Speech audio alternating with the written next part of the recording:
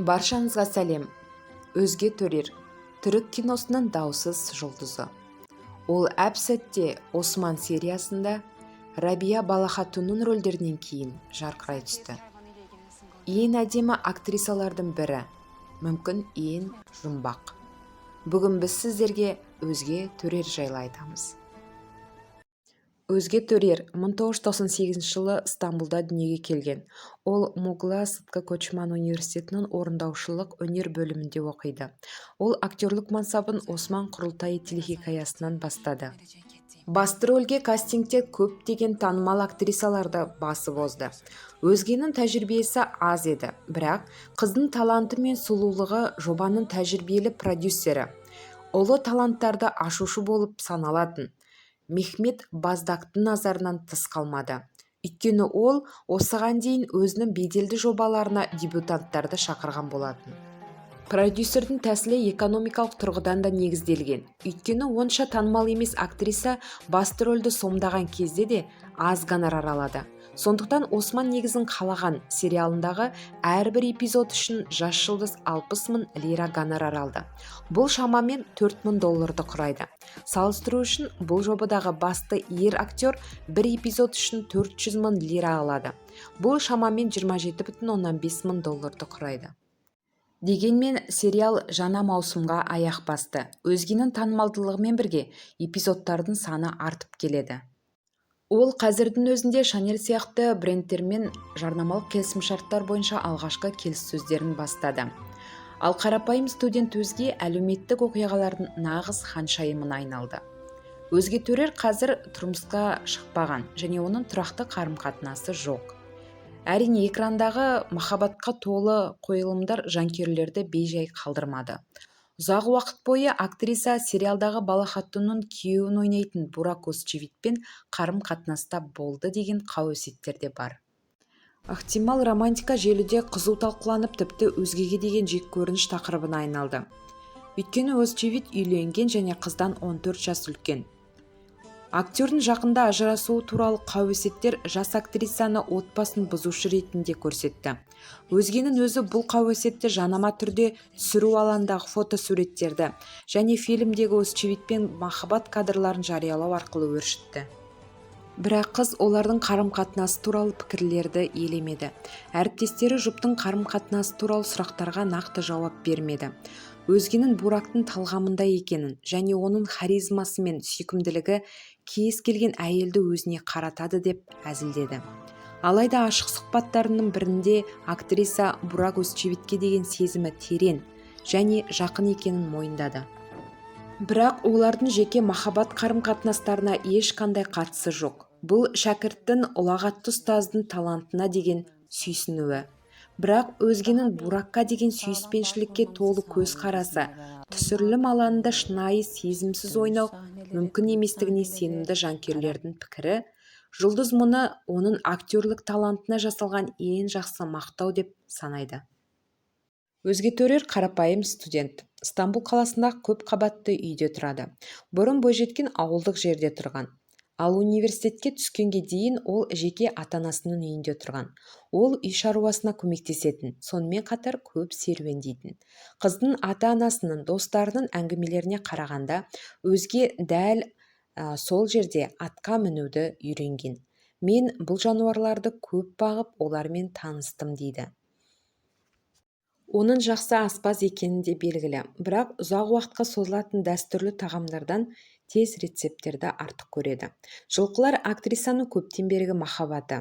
Бірақ оның асыл жануарлармен қарым-қатынас тәжірибесіне қарамастан, сериалға дайындалу барысында өзін сенімді ұстау үшін экранда өзге көптеген қосымша атқа міну жаттығуларын жасады.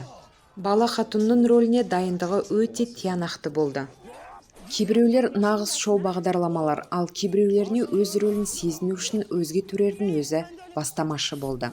Сонымен қатар садақ ату, қылышпен тереңірек жаттықтыру және өзгенің атқа міну курсын сериал продюсері дайындаса, бірақ өзге Балахатунның өз замандастарының өнегесі мен дәстүрі туралы терең тарихи зерттеу еңбегін өз бетінше жүргізген. Ол сол дәуірдің тарихи кейіпкерлері мен сериал кейіпкерлері туралы қолда бар барлық материалдарды бірнеше сағат бойы зерттеді. Ол сондай-ақ тарихи кезеңнің дәстүрлері мен контекстеріне тереңірек үңілді. Олардың айтуынша, өзгенің оқу қабырғасында жұмыс істейтін рөлге арналған материалдарды зерттеген. Ол тіпті қыздың күш-жігерін бағалай отырып, оны ғылыми жұмысты жариялауға шақырған. Өзге бұл мүмкіндікті байыппен қабылдай ма, жоқ па, әлі белгісіз. Бірақ біз баланың жеке басымен байланысы өте күшті екенін білеміз. Жұлдыздың өзі өмірде не істеу керектігін білмей қалған кезде бала хатun мұндай жағдайда не істер еді деп ойлайды екен. Ол рөлді байыппен қабылдады.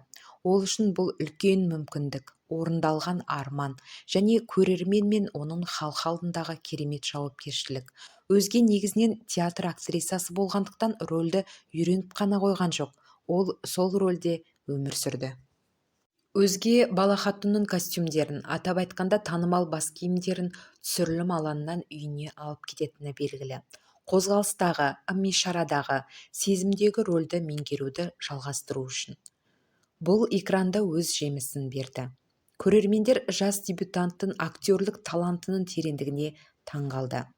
Сериал түсірілген орын өзгенің үйіне, түсірілім тобы өзінің отбасына айналды.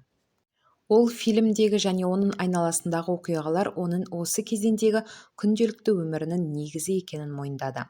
Жаңалықтардан қыздың ең бірінші қарайтыны оның өзі мойындағандай әріптестері сөйлесетін WhatsApp чаты. Ол демалыс күндерін түсірілім алаңында тапқан достарымен өткізгенді ұнатады. Сондықтан ол Елдізді ерекше жақын деп атайды. Онымен демалыс күндерін жиі өткізеді. Бұл ақпарат серияның жанкүйерлерін қатты таңғалдырды. Өйткені екі актрисаның кейіпкерлерінің экрандағы кикілжіңі оларға шынайы көрінді. Ал Дидем Балчинмен түсірілімнің алғашқы күндерінен басталған достық қазірдің өзінде берік қарым-қатынасқа ұласты. Ал өзге бұл әріптестің ең жақын достарының бірі деп санайды. Өзге конфликтіге көп бара бермейді. Ол өте сабырлы. Оның өзі турашылдықты, адалдықты және қарапайымдылық сияқты көптеген классикалық қасиеттерді бағалайды. Мысалы, қарапайымдылық. Дәл осы қасиет түсірілімнің ең басында және мансабының басында қыз үшін өте қауіпті болды және оның барлық жерде ашылуына кедергі болды.